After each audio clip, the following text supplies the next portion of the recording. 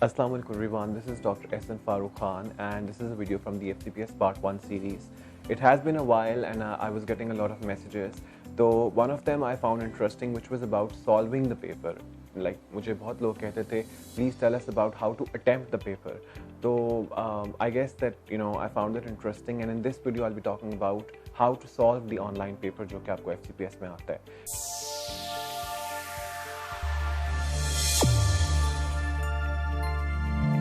पहले तो FCPS में कन्वेंशनल मेथड के भी एग्जामिनेशंस आते थे जिसके अंदर रिटन एग्ज़ाम होता था और एक ऑनलाइन एग्ज़ाम होता था. अब कन्वेंशनल नहीं होता, यूजुअली ऑनलाइन ही एग्ज़ाम होता है पार्ट 1 का.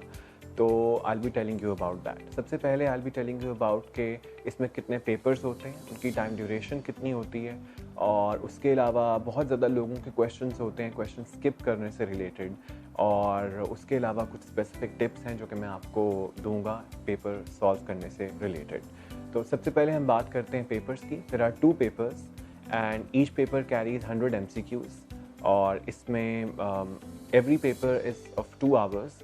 मतलब 2 आवर्स की ड्यूरेशन के अंदर आपने पहला पेपर करना है एंड सिमिलरली 2 आवर्स की ड्यूरेशन में आपने पेपर 2 करना है और इसमें हाफ एन आवर की ब्रेक होती है. So there is a window of about 4.5 hours जिसमें 4 आवर्स आपने एग्ज़ाम करना है और बीच में हाफ एन आवर की ब्रेक है.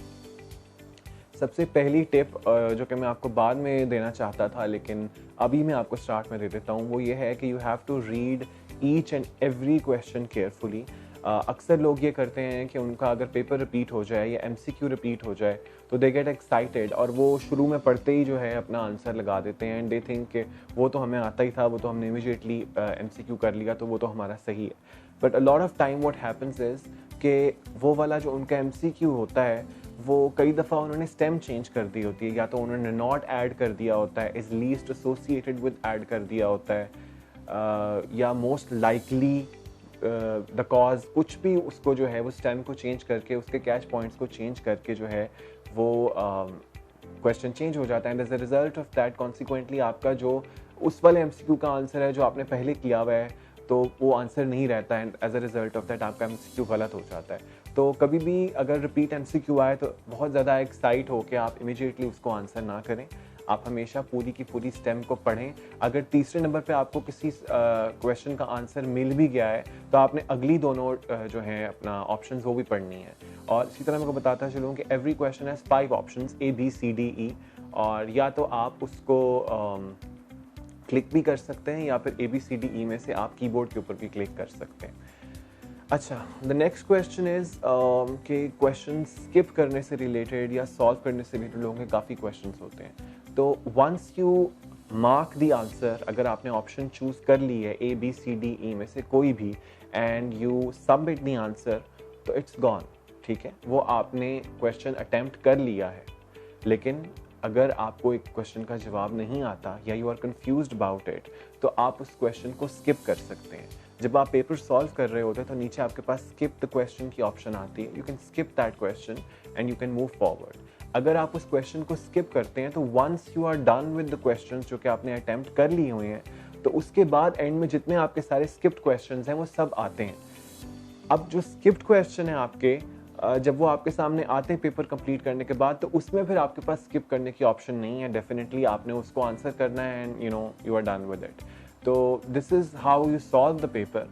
और उसके अलावा कुछ टिप्स हैं स्पेसिफिकली.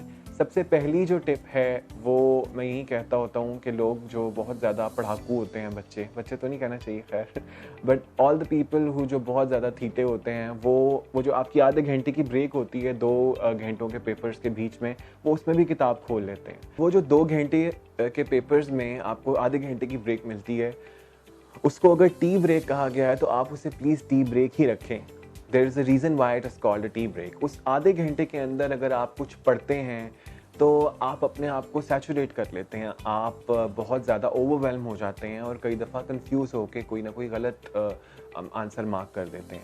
अगर तो आपको पता है कि आपने वो कुछ स्पेसिफिक क्वेश्चंस उस दौरान करने हैं तो वेल एंड गुड, लेकिन यूजुअली इस तरह होता नहीं है बिकॉज पीपल गेट कंफ्यूज्ड. एक फ्रेंजी सी होती है, लोग पिछले MCQs को ही सर्च करना शुरू कर देते हैं उस time, which is definitely a big know from my side and from every one side, क्योंकि ये चीज़ आपको बहुत कंफ्यूज करती है. सेकेंडली बहुत ज़्यादा लोग जो हैं उनको क्वेश्चन स्किप करने से ये इशू होता है कि अब हमने सपोज फॉर इंस्टेंस हमने 10 क्वेश्चन स्किप कर दिए हैं, हमने 20 क्वेश्चन स्किप कर दिए, तो हम तो हो गए फेल। तो आई गेस कि ये जो कॉन्सेप्ट होता है आपका, ये बिल्कुल गलत है।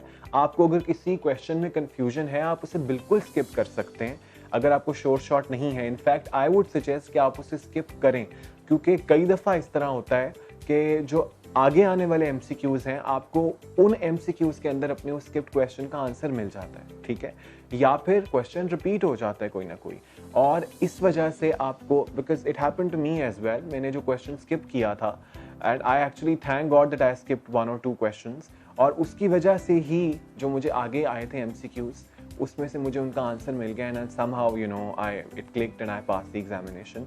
सो ये मेरी तरफ से एक आपको टिप है कि क्वेश्चंस अगर आप स्किप कर रहे हैं, अगर आपको नहीं समझ आती, तो उसमें कोई परेशानी वाली बात नहीं है। बट येस, स्टेम को पूरी तरह पढ़ें, टाइम मैनेज करें। आई पर्सनली बिलीव कि आपके पास you have ample time for solving the questions, तो तसल्ली से आराम से सारी स्टेम्स को पढ़ के क्वेश्चन सॉल्व करें। If you have any other query regarding examination, regarding FCPS Part 1 online examination, please feel free to ask in the comment box below.